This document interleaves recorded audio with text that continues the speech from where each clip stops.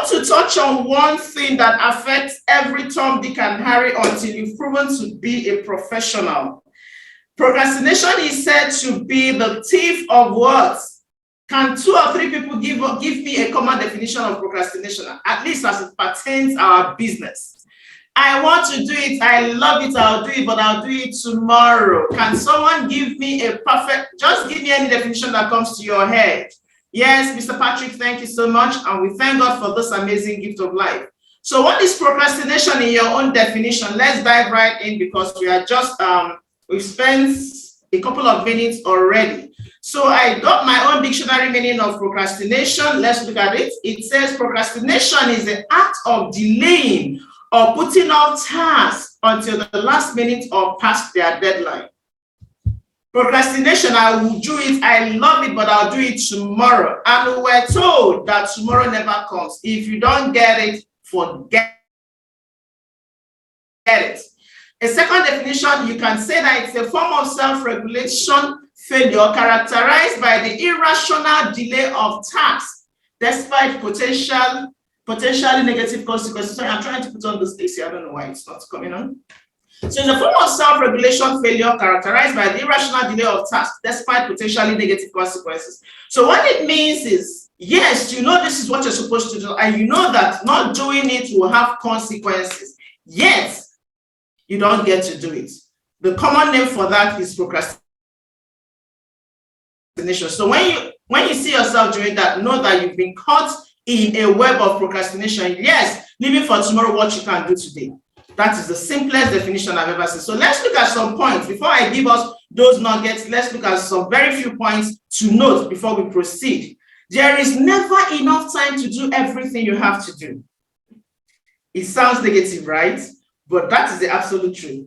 There is never enough time. So for you to actually do everything you have to do, you need to prioritize, and we'll talk about that as we proceed. You can get control of your time and your life by changing the way you think, the way you work, the way you deal with the never-ending river of responsibilities that flows over you each day. Every man,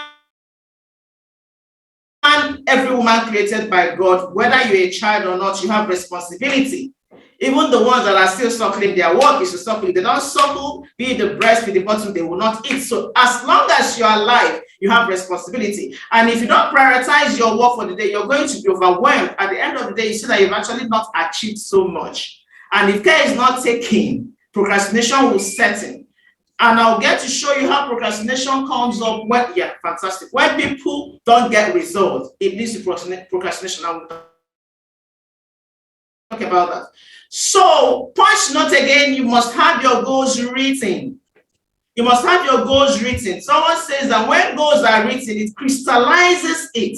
And we'll talk about it. It makes it something tangible, something you can hold, something that breathes, something that exists, something that is living. That is what happens to your goals when you write them down. And understand that success is predictable. That's why most times in our business, you're told, okay, if we look at your diary, Bosque usually says that a lot. If I look at your diary, I can tell the health of your business. If I look at your diary, I can tell the richness of your bank account. What does that tell you? Success is predictable. And what it means is if you follow the footpath, if you follow the things that successful people have done in our business, you will surely be successful. All right. Then the last but not the least, there among the points I have written out for us to note, it says the ability to concentrate single-mindedly on your most important task, to do it well and to finish it completely is the key to great success, the key to great achievement, the key to great respect, the key to great status and happiness in life. Now, I need us, whatever we are seeing, I need us to bring it to the business we do. I know that if I ask this question, 99% of us will get it. We know the Bible of our business, standard method of operation. And then we know that we have the DMO, that is daily method of operation. That is what tells you what you need to do. Can someone tell me the first activity we have on our GMO? Let me know how many people follow the instructions handed down to us. By the way, why are we just 50 in the hall? Come on, guys. Only 50 on a Monday morning when we are supposed to have super cell meeting. Only 50. I have not started treating this. So I'm going to just use the next 2 minutes, if you're here, Scroll through the participants and be sure that you have your teammates in the hall. In our business, if you're the only one that keeps getting training, you're not in business. Our business is not a matter of how smart you are, but how many people you're able to carry along as you move. We cannot on a Monday morning at what time? 7:30. We have only 53 persons in the hall. That is an anomaly. That is an anomaly. All right, that is an anomaly. No, Amake Zewale, I'm talking about the DMO. Okay, fine, cell meeting, okay? But I'm talking about when it starts after our cell meeting. Cell meeting is the first one here. What is the second? Okay, cell meeting, you got it. But I'm talking about the jobs we need to do apart from the cell meeting, the work, the activities as regards our business. Apart from cell meeting, what's the next one? If you know you've been following the DMO, what's the next one? Fantastic follow-up. What does that tell you? What does that tell you? Our leaders know exactly what they are doing. It means that the most important part of the activities you have to do in our business is follow-up. Our business is said to hinge basically mainly on follow-up. Every other thing you do comes after follow-up, and I'll dwell so much on that. But I want to read something for us here. We must have to select the most important task at each moment and then get started on the task. Get it done both quickly and well. Getting it done both quickly and well will probably have more of an impact on our success than any other quality or skill we can develop or we may develop. So when we delve into what we have today, I wrote out this point so that it can guide us as we proceed in the business of it. They just bear this last point in mind so that when I stress on follow-up, you will understand. So let's look at two rules. There's a man, he's an old man, but I love to listen to him, his videos, his books. Why? He speaks in a language that resonates with a common man. He doesn't use big vocab, he just uses the simple things that we can relate to.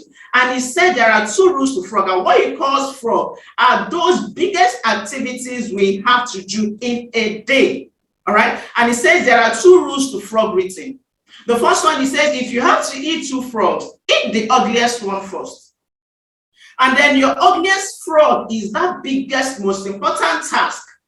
The one that you most likely procrastinate on if you're allowed to. If you don't have a discipline, you see yourself procrastinating on that. But then that is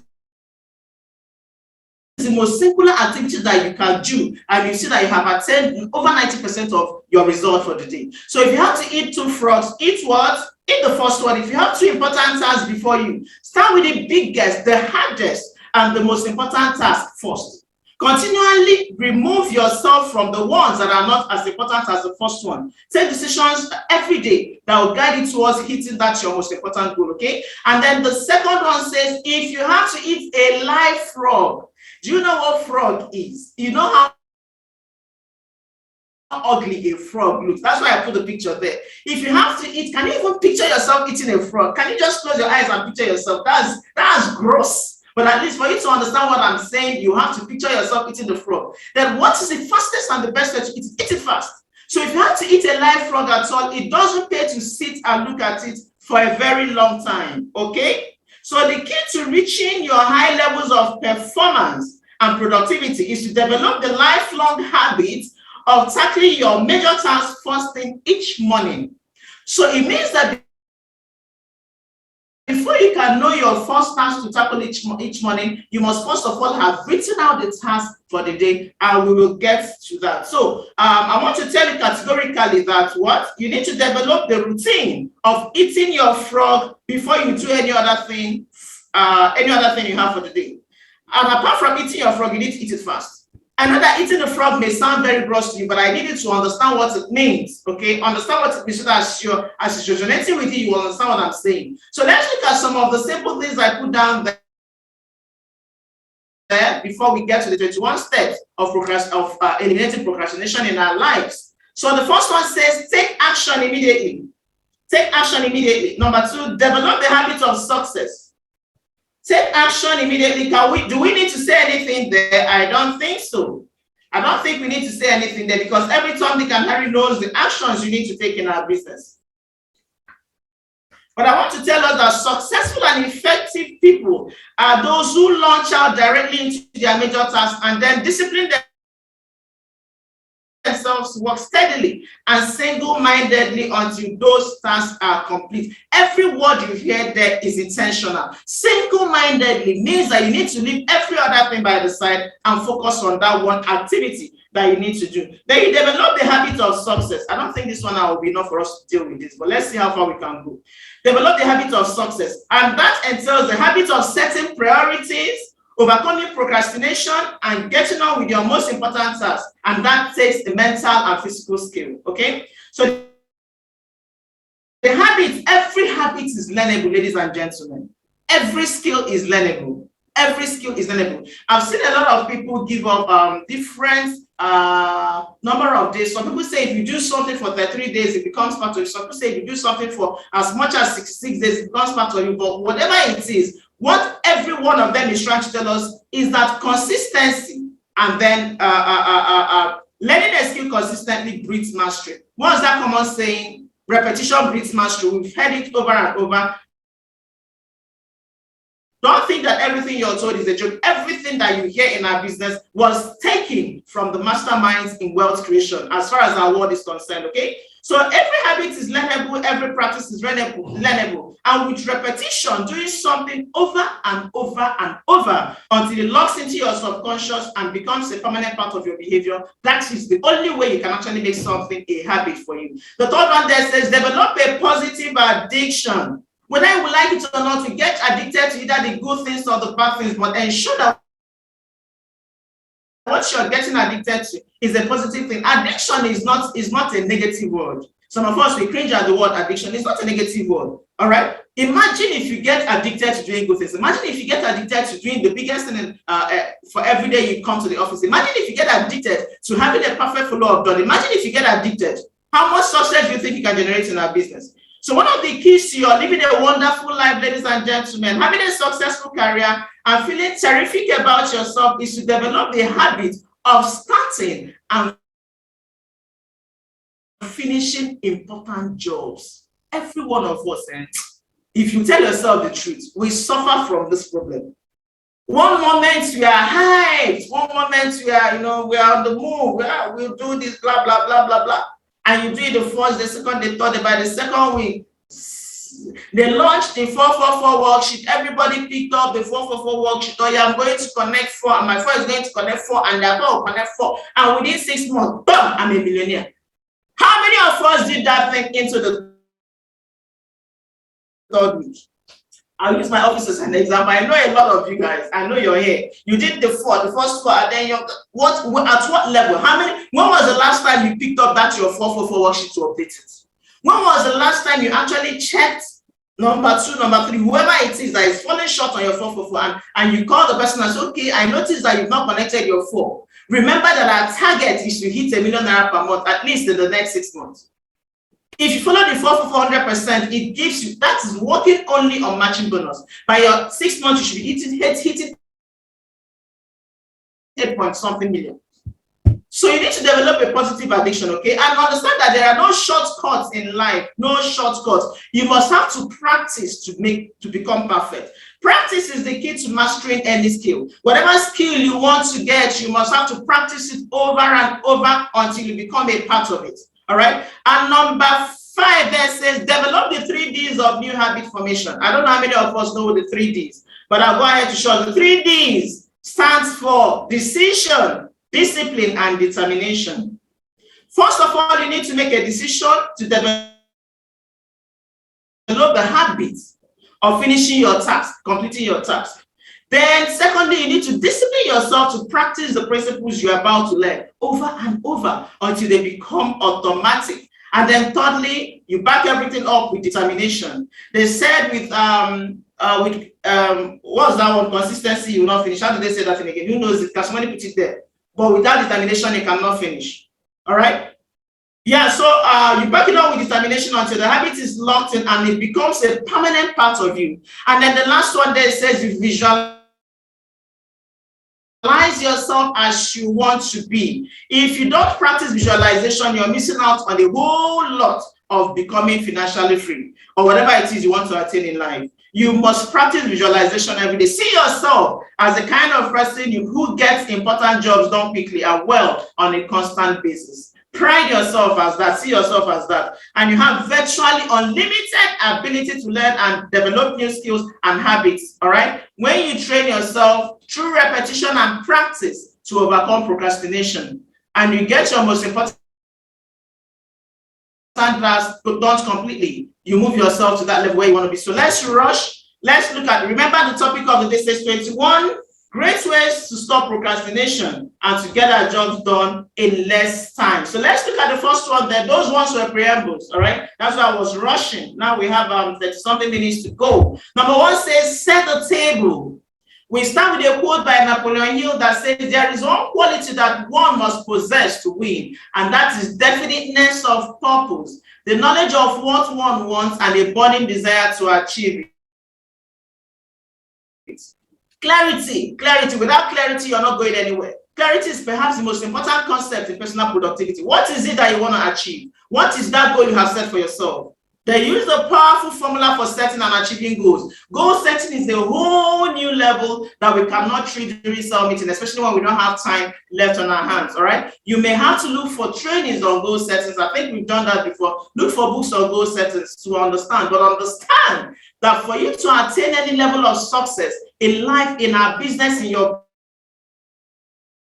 personal life, in your relationship, in your marriage, whatever it is, you must know what it is you want to attain. You must be clear on it before you even set out. There's a popular illustration I love to use, and that is football. Let's say we get professionals and we put them on a very beautiful pitch, a football pitch, but there's no goalpost there. What happens at the end of the match? Everybody will come out exhausted without any score because nobody knows where to shoot his shot. But when you have a goalpost, you know where you're targeting. That is the only way you can actually ascertain if you're growing or not. So before you can determine your fraud, before you can determine that task, before you can determine that goal, that thing you want to achieve, and you must get on with knowing exactly what it is you want to achieve. Clarity is perhaps, like I said, the most important concept in personal productivity. And the greater clarity you have regarding what you want, ladies and gentlemen, and the steps you will have to take to achieve it. So you need to know what you want, and you need to know the steps you need to take to achieve it. The easier it will be for you to overcome procrastination. Eat your frog and then complete the task before you. So let's look at formula for setting goals. I'll just give you the formula. I'm not going to dwell so much on goal setting because it is a whole lot, a big topic to actually dissect. Formula for goal setting, you decide exactly what you want. Decide exactly what you want. So the latest, to the least point there, decide it, then write it down. Do you know what happens when you write your goal down? In the aspect of deciding what you want, you should know what you want. Our goals are different. Why someone's goal may be to earn 10 million, another person's goal may be to earn 100 million, another person's goal may be just to earn an extra 50K. So your goal is peculiar to you. Then the second one says, write it down. Think on paper. When you write a goal down, you crystallize it and you give it tangible form. So it becomes what you can feel. All right, you create something that you can touch and you can see. It becomes an entity. You stand, you can actually picture it, you see, because you have written it down. And the third one says, set a deadline, and if possible, set sub-deadlines if necessary. A goal or a decision that does not have a deadline is just a mere wish. You're just dreaming. And someone says, for your dreams to actually come to fruition, you must first of all wake up from your slumber, wake up from your sleep. All right. The first one says, make a list of everything that you can think of that you're going to have to do to achieve your goal. So it doesn't just end with writing your goal. It doesn't just end with setting a deadline. You must have to break it down. All right. As you think of new activities, add them to your list. Keep building your list until it is complete. A list gives you a visual picture of the larger task at hand. It gives you a visual picture. It puts you on a track. You know exactly where you're going and how to get there, and you know the time frame to get there. That makes actualizing of that goal very, very almost sure, as sure as the day comes after the night. All right, and it gives you a track to run on. It gives you a track to run on. So number 5 says, organize the list into a plan. Here is where you talk about prioritizing. Okay, here is when you talk about prioritizing. Everything is not as important as everything. There are things that are more important than others. So you organize your list by priority and by sequence. All right, take a few minutes to decide what you need to do first and what you can do later. There are certain things that you may have to delegate. A wise man, in fact, Brian Tracy keeps saying, delegate the things you can delegate. And then the ones that are the biggest frogs that you must, that are the major part of your business, do them and make sure you finish them before you get onto the other ones. In our business, making calls is one of the things you can delegate. That's why in the team, we have secretaries that have secretaries. That's funny, but it's true. Because as they keep making calls and as they mingle with the teammates in the business, their vision grows and they stop being the secretary, the mere employee, and they start dreaming of how to own their businesses. And before you know it, you see, we've seen secretaries that have secretaries that have secretaries. You see that happen a lot in that business. How does that happen? Because they learned the art of prioritizing and delegating the minimal activities. For those of us that are graduates, you understand what happens. When I was very fortunate in the university, I had a friend who had elder sisters who had passed through school. So I knew the importance of doing the 4 credit course, 5 credit course. Sure, we have 5 credit course, yes. Of doing those ones, pay more attention on them other than the 1 credit unit courses. I have friends, we had a technical drawing then. It was a 1 unit course, but very tedious. You spend your whole day trying to draw one year that will not use in life. And people were spending so much time. And I had a friend, her name Chioma, she had an elder sister, she was the last one. And she told me, it's better we even score the least in those 1 unit courses and aim for A's in the high unit courses. So you bring that to your business. Your 4 credit units, your 5 credit units in our business, they should be the ones you're putting a lot of your energy on. And then the 1 credit units, delegate, give them out. All right. Number 6 says, take action. Take action on your plan immediately. No matter how much you plan, no matter how much you write it down, no matter how much you visualize, no matter how much you make a list and all of that, if you don't take action immediately, all work done is 0. And it is said that an average plan that is vigorously executed is better than a beautiful plan, a brilliant plan, on which nothing is done. So that is about the most important part of all these things. You must take action and take action immediately. And for you to achieve any kind of success, execution, of course, is everything. Number 7 says, resolve to do something every day that moves you toward your major goal. Never miss a day. Keep pushing forward. Once you start moving, keep moving, keep moving, keep moving, keep putting one step in front of the other. Don't you ever stop. This discipline alone can dramatically increase your speed of goal accomplishment and boost your personal productivity. We cannot overemphasize on that. So number 2 says, plan every day in advance. Plan every day in advance. Let me give you a secret. The moment you learn to do this, you see that you not double, not triple, you do times 10. You 10x your activities, your accomplishments, your achievements daily. Once you learn to plan every day in advance, what it means is that every day before you get to the office, you must have a to-do list. And that's why Alan Kelly says planning is bringing the future into the present so that you can do something about it now. Or some of us, we waste the majority of our lives thinking about the future and worrying about the future and getting apprehensive about the future. A whole lot of us, again, we keep regretting about the past and what we didn't do well in the past, what we should have done that we didn't do well, the talks we had. Oh, this person, I should have insulted this person. How could this person have told me this and gotten away with it? And we keep brooding and we keep lamenting and we keep living in the past and we miss out on the present.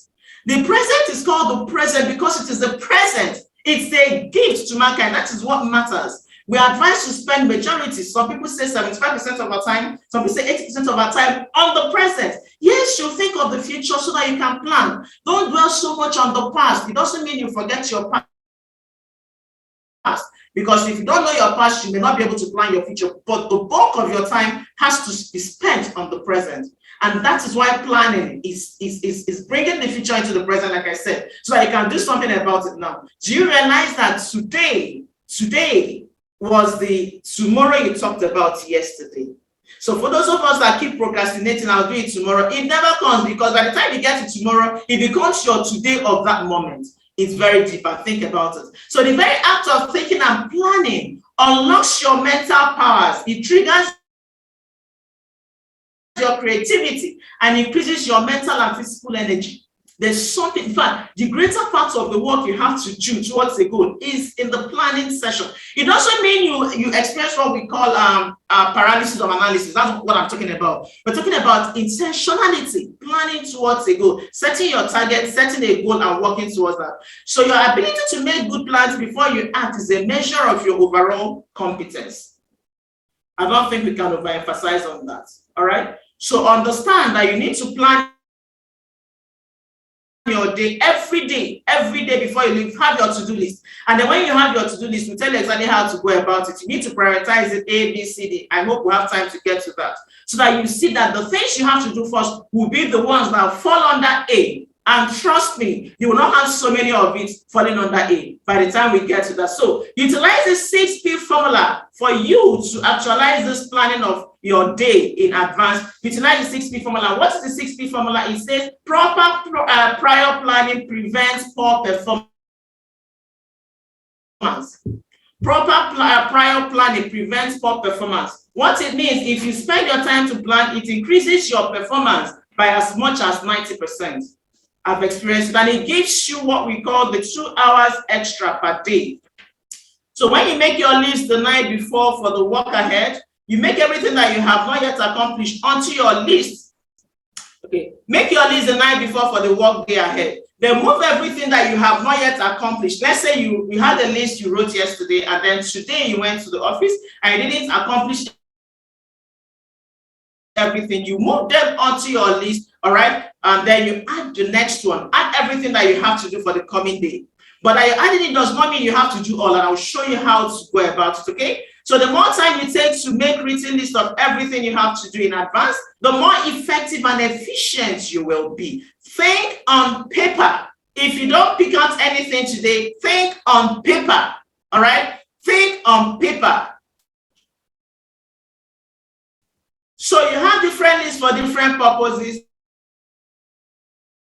And ladies and gentlemen, for you to actualize a project, there's a project you have in the Champions League. Who knows? There's a project currently going on. Who can tell me what is that project? Because if you don't even know the project, how are we talking about how to plan? You cannot plan for what you're not aware of.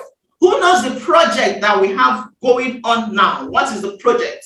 What is the project we have on the Champions team? Can someone bell the cards? Who can bell the cards? While we are waiting for who will bell the card before I continue, I need you to understand that one of the most important rules of personal effectiveness is the 10 to 90 rule.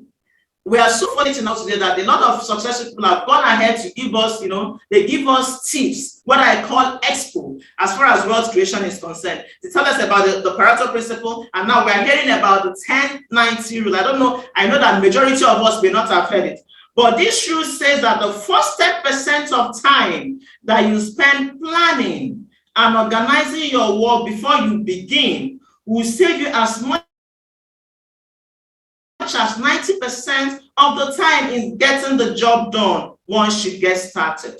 That is the 10 to 90 rule. The rule says that the first 10% of time that you spend planning and organizing your work before you begin will save you as much as 90% of the time in getting the job done once you get started. So when you plan each day in advance, you will find it much easier to get going and to keep going, okay? So the work will go faster and smoother than ever before. You will feel more powerful and more competent. You will get more faster. You get more done faster than you thought possible. Eventually, you will become unstoppable. Isn't that what each and every one of us aspire to become? We are the unstoppable forces. Let me see if we have any response. All right, thank God. We have people who are with me here. We have the Millionaire Challenge. That's the project we have. The Millionaire Challenge. Someone said the 30 days. Do you guys realize that this Millionaire Challenge was actually given? It's a 45 days challenge. Some of us only woke up after 15 days had passed. Do you realize that we actually had 45 days to actualize this? And I don't know how many of us have gone halfway or even 110. How many of us have hit our first 8? How many of us have hit our first 8? If you have not, know that you have ample time to do that before the expiration of the time. So let's look at the third rule there. It says apply the 80-20 rule to everything. This is the Pareto principle. If you're not aware, if you don't know the Pareto principle, that means you've not been attending trainings. Pareto principle can be likened to 20% of your downlines giving you 80% of your income. 20% of your things giving you 80%, and then the 80% will now give you the 20% of your income. And what it means is that you give 80% of your time to the 20% of your downlines who are giving you majority. I'm just likening it to the downlines. So let's bring it to what we are talking about today. But let's look at this Joel Wolfgang Don. I don't know how to pronounce that name. We always have time enough if we will, but use it right. What does that tell you? When I talk to people and I hear, I don't like lamentation. I make efforts to stop. See, there is something about grumbling that angers God. It is not just for Christians, but for Christians in the house. Why did the Israelites spend 40 days and 40 nights in the wilderness before? Why? Who knows? If you know your Bible, why did they spend that much time in the wilderness? A journey that should have taken them lesser number of days. Why did they spend that how many years? Not 40 days or 40 nights, that was Jesus. But the Israelites spent 40 years in the wilderness. Why? Who knows? Christians in the house, who knows? They were complaining.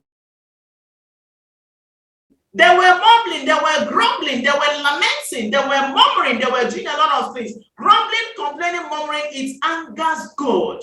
So in place of that, from today henceforth, try to live a life of gratitude. We always have time enough. So when you say life is not fair, I tell people life is not fair to everyone. Therefore, life is fair to everyone. That is my own quote. I don't know where it came from, but that has always led me. You can't say life is unfair. Life is unfair to every Tom, Dick, and Harry. It is the same night you see that obesity, the same night obesity that diocese, that's the same night that occurs. Everybody. How come some people are able to maximize it? Because they have developed the mindset that has led them to that success. So quit complaining and understand that the time you have is enough for you. The same time you have is the time that the person that is earning 15 million is using.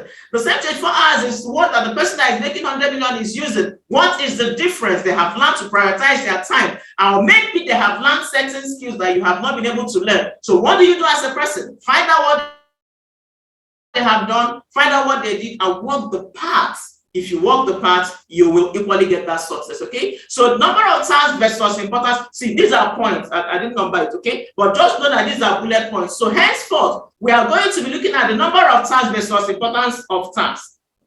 We can liken this to our business. We tell you most times in the business that it is not activity. If you have teammates, and you always, most times we don't really disturb ourselves at okay, number of quotes. We put our effort, our emphasis on activities, because we know that when we get the activities right, compound effect will set in, and eventually the results will come. All right. It is when you start putting your mind on the task that you see yourself going to do things that are not as relevant as you think, because you're looking at things that you can easily and quickly get done, get over with. Okay, so now henceforth, place your emphasis on the importance of tasks as against the number of tasks. Focus on activities, not accomplishments. We cannot overemphasize on that. Motivate yourself. If you're waiting for another person to motivate you, or yours is your case, you need to be your number one cheerleader. Don't wait for people to come and motivate you to aspire to become this and become that. Be the one motivating yourself. Stand in front of the mirror and talk to yourself. Challenge yourself, encourage yourself. All right, motivate yourself every day if you want to get anything done. So just thinking about starting and finishing an important task motivates you and helps you to overcome procrastination. Okay. Your ability to choose between the important and the unimportant task is the key determinant of your success in life and work. So you need to be able to sit and check, okay, which one is important, which one is not important. Prioritizing is a very important skill that we need to adopt if you don't know how to do it. And I'll teach you how to do that. I hope in the next couple of minutes, I'll get to where I wrote that. So effective, productive people discipline themselves to start on the most important task before them. I have said this, I have used a lot of illustrations to explain this.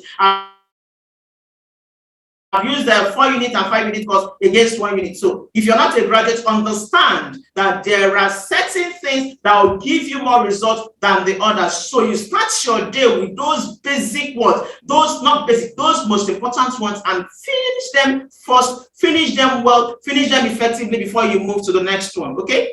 All right. So let's look at the number 4. It says, consider the consequences. Every action, there is cause and effect. There is, what you do, and there is effect of it. Cause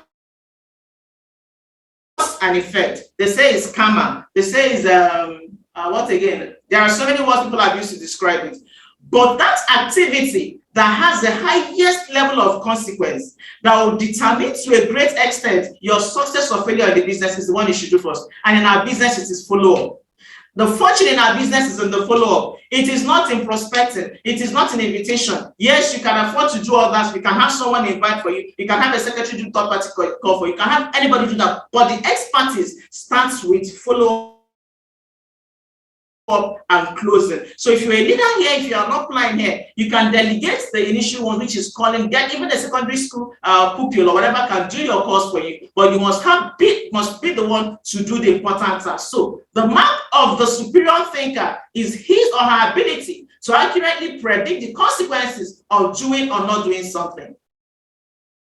Did you get that? So people who take a long view of their lives and careers always seem to make much better decisions about their time and activities than people who give very little thought to the future. Do you have a goal? I think later, the end of 2021, I think I handled goal setting, and I told us the importance of having a goal before we enter the next year. If you're here and you don't have a goal for 10 years, you're doing something wrong. You should have your 3 years goal, you should have your 10 years, you should have your 20 years, you should know where you're going. So that when you start to derail from the path, you pull yourself back. All right? Do you have a goal? You should have a goal. And people that have long-term goals, they succeed more than others. So your attitude towards time, the time horizon, has an enormous impact on your behavior and your choices. Time waits for no one. People who take long view of their lives, I already said it, all right? And careers always seem to make much impact. You read that, you can read that, you can take a screenshot there and let it guide you, okay? And understand that successful people have a clear future orientation. They know what their 3 years will look like from now. They will know what their 5 years will look like. When they close their eyes, they are already seeing themselves 5 years from now. That is not building your castles in the air. When I didn't know better, I used to use that word. That is not a word. There is no castle in the air for me now. There is no castle in the air. As long as I can conceive that idea, I must achieve it. Because the secret that we have watched it, and it has shown us a lot of people that it worked for. And if you're still there arguing it, then you're a fool. Because it is only a fool that argues with results. We've been told over and over again by people that have gone ahead of us, people that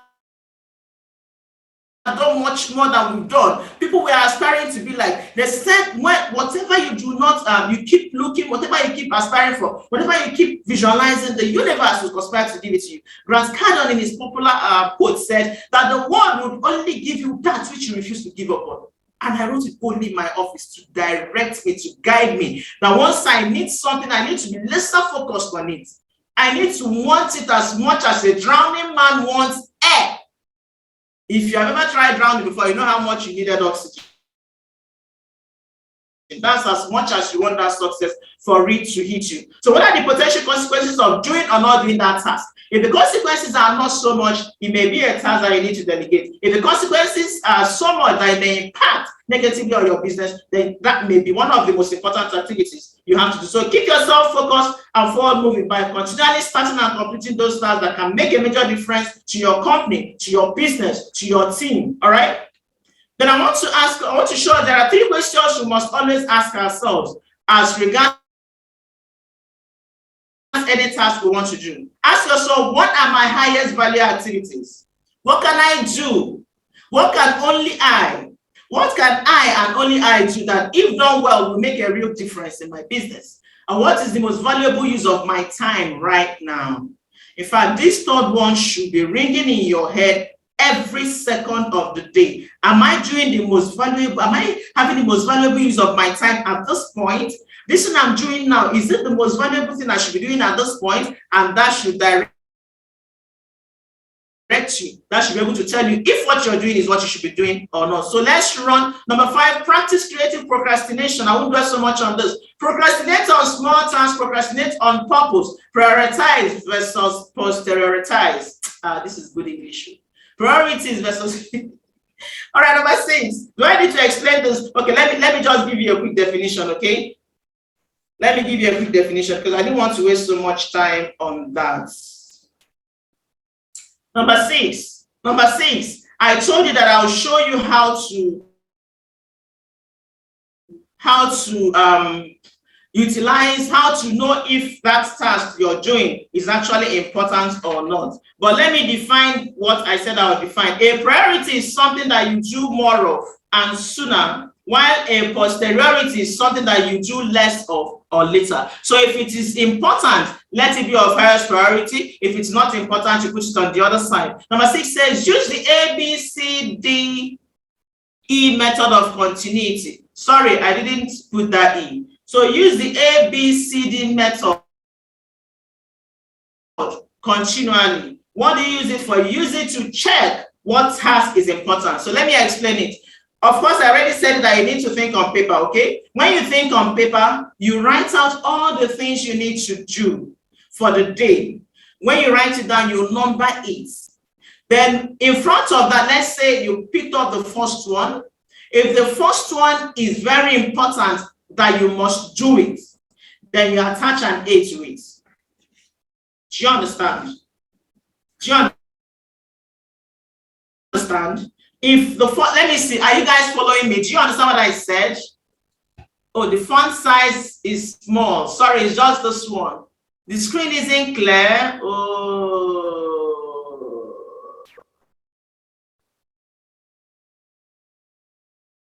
All right. Sorry about that. It's just this one. Okay? It's just this one. Is it my network? But the other ones were clear. So let me just read it. If you can't see it, I'll try and talk so you can pick it up, okay? So I said number 6 is use the ABCDE method continually. Use the ABCDE method continually, and I'm about to explain it, okay? Then I said think on paper. Remember we mentioned it initially, think on paper. When you think on paper, it means you've written out all the activities. You have your to-do list. That's a common heading, to-do list. Then in front of the first one, if it is very important that you must be the one to do it, if it's very important that you must do, attach an A to it. Then look at the other task. If the task is something you should do, it means that it has mild consequences, then it should have a B. The C is the task that would be nice to do. All right. Okay, maybe calling a friend, it's nice to do. Attach a C to it. If the task is something you can delegate, attach a D to it. Then E is something you can eliminate automatically, entirely. It means that whether you do it or not, it is of no consequence. Then you attach an E to it. All right. So A is a very important task. It means that they are the ones you have to finish doing first before you do any other thing in the office. B are tasks that you should do. They have mild consequences, so it will be good to do them. Okay. It will be good to do them. Their consequences are not so much, but it may add 1 or 2 values. C is tasks that would be nice to do. You could want to call up a friend. Okay, it would be nice to hear her voice. Phoning up a friend, having a coffee or lunch with a co-worker. They are not, the consequences are not so much. It would be nice to do them. Let that be number C. D will be tasks that you can delegate. All right. The rule is that you should delegate everything that someone else can do so that you can free up more time for the A tasks that only you can do. So don't waste time. Anything that you can delegate so that you can free up more time to do your A's. We have to run now. Then the one that counts is take action. Take action immediately. Take action. All right. We cannot overemphasize on that. So number 7, and I think I'll have to stop on number 7. It says focus on key results areas. I hope the screen is clear now.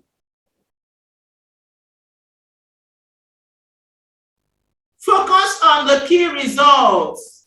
Focus on the key results. Let's start with a quote by a man I love so much, Norman Vincent Peale. I cannot get tired of listening to that man or reading his books. He said, when every physical and mental resource is focused, one's power to solve a problem multiplies tremendously. If you want to have a superpower, you should develop that focus. They said, where focus is, energy flows. Where focus is, energy flows. I was listening to a training. It's a short video. I was contemplating whether to play it for us or not, but I decided not to. A training by Brian Tracy. He said most times people that are not successful is because they lack focus. How else do you want them to tell you that? Clarity is essential, and the starting point of high performance is to identify the key result areas of your work. Clarity, clarity, clarity, clarity of purpose, clarity of everything. It directs you, it governs your activities, it leads you on the right path. You're moving like a train on a speed track. A speed train, nothing can stop it. A train in motion. I saw one man. I don't know whether that's a prank or what. Yesterday, I don't know how many of us saw it. He rode his bike and stopped just at the entrance, and the train didn't wait. The train crushed the bike. He was so lucky he didn't die. A moving train, nothing can stop it. A moving train can move through a skyscraper and dive right in and continue to go. But a train that is not in motion, that is not on speed, that does not know where it's going to, that is not clear on its mission, even a small block that is like this remote control can stop it. So clarity is essential, all right? And it's the starting point of high performance. That is, you need to be clear on what you need to do. Make a list of your most important outputs, responsibilities, and all of that, and make sure that the people above you, on the same level as you or below you, are in agreement with it. So you may have to work with your upline or your leader to make sure that what you call important is actually important. And ladies and gentlemen, give yourself a grade. Yes, so yes, you know that for you to be a good leader, you must first of all follow yourself. You're your first downline. No? So when I'm talking about leaders, don't say I don't have any downline, so I'm not a leader. You're a leader, you're leading yourself. So you must first of all grade yourself, okay? Once you have determined your key result areas, the second step is for you to grade yourself on a scale of 1 to 10, with 1 being the lowest and 10 being the highest in each of those areas. Where are you strong and where are you weak? Where are you going to get excellent results and where are you underperforming? Know that the strength of the team is the strength of the weakest link in that team. So your weakest key result area says the height at which you can use all your other skills and abilities. There's something the Westerners used to do, the weakest link. I don't know how many of us watch that program. So your team is as strong as the weakest link in the team. And if you are the weakest link, know that you don't even have a team. And understand that poor performance produces procrastination. So if you're such that you keep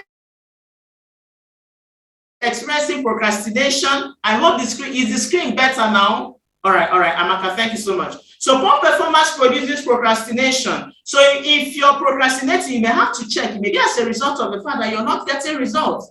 So one of the major reasons for procrastination in the workplace is that people avoid jobs and activities in those areas where they have performed poorly in the past. Instead of setting a goal and making a plan to improve in a particular area, most people avoid that area altogether, which just makes the situation worse. So the reverse of this is that the better you become in a particular skill area, the more motivated you will be to perform that function, and the less you will procrastinate. And the more determined you will be to get the job finished. What does that tell you? We all have strengths and weaknesses. We have, in our business, we have 7 skills to becoming a network marketing professional.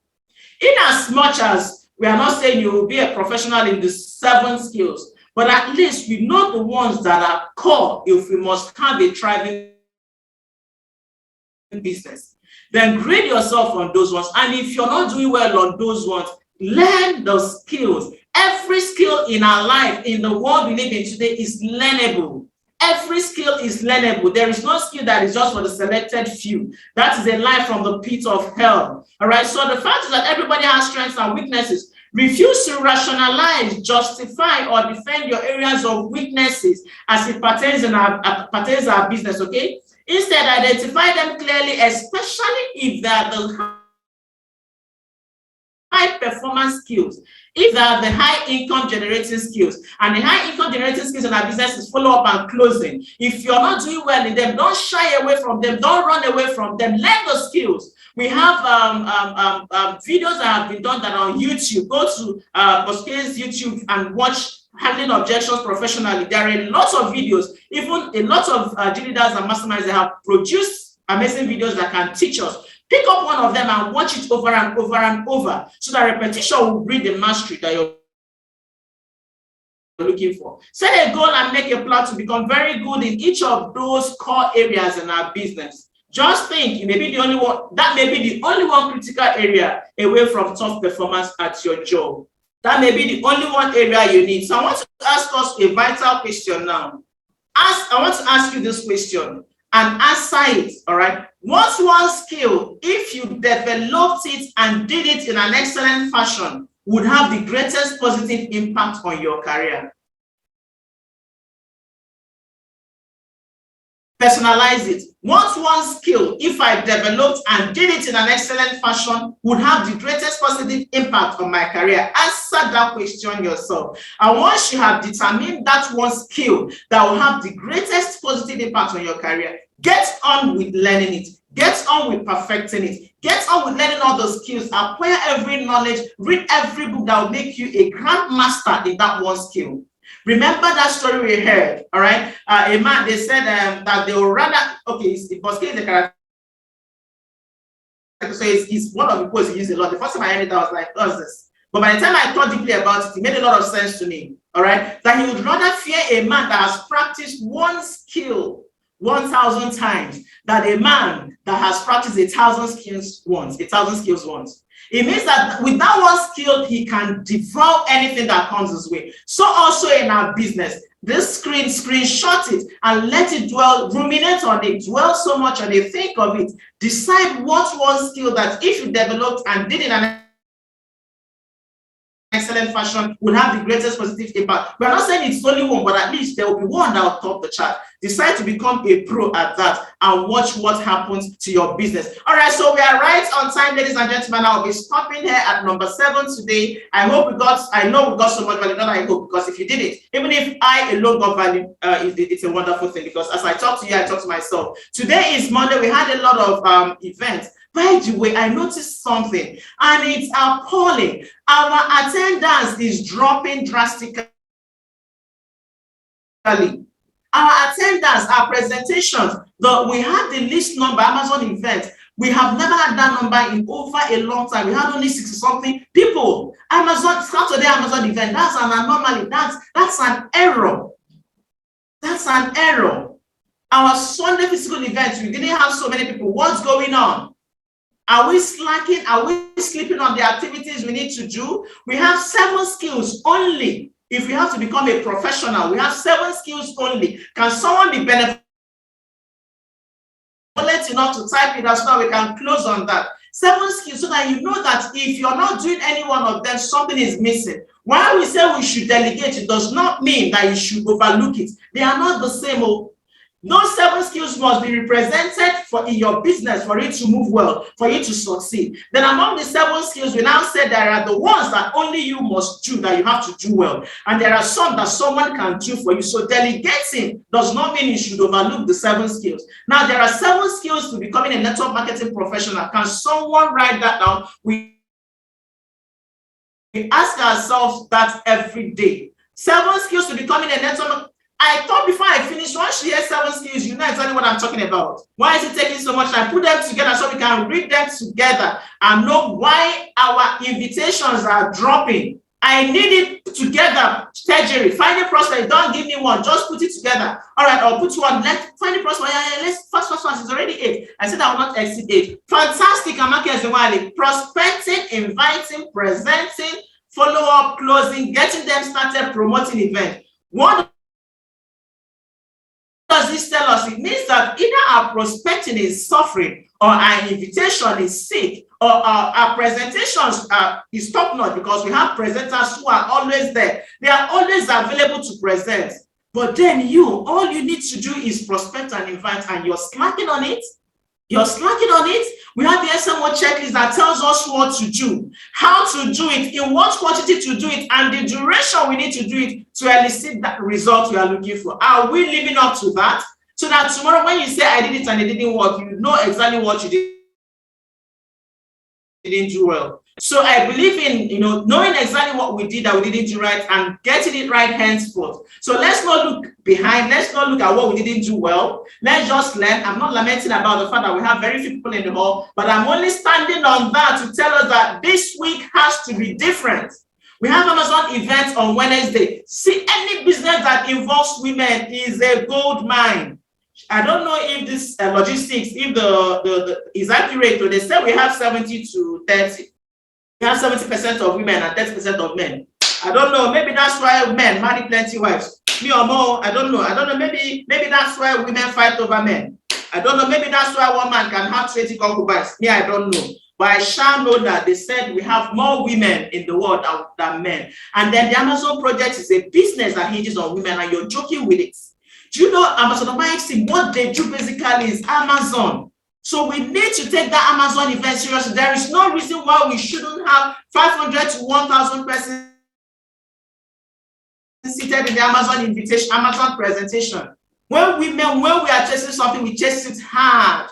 So henceforth, decide that you will be represented in any of the Amazon projects. You will be represented in any of the Amazon events, starting from this week. And today we have QSG, we have the online and we have the offline. All right. Invite your prospects. That's the second exposure. Don't say you invited and they came, they didn't make payments, I did it didn't work. Majority of the people would take as much as 4 to 6 exposures before they can make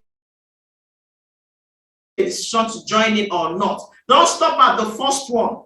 Don't just stop because the person didn't make payment. Invite the person to QSG today and then tomorrow IPO. And then this evening again, we have a business mastery summit happening this evening. Ensure that for every session that holds, that your reservation code is represented there.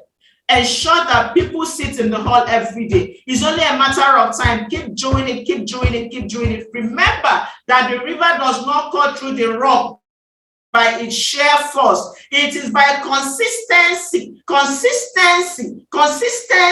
that the river will keep ripping at that rock, eroding it one sand after the other. And just one day, what do you see? Boom! You see a large hole between that rock, and you wonder, it didn't break it by its sheer force. So you're not going to become a millionaire because you invited 1,000 persons on one Saturday and they came or they didn't come.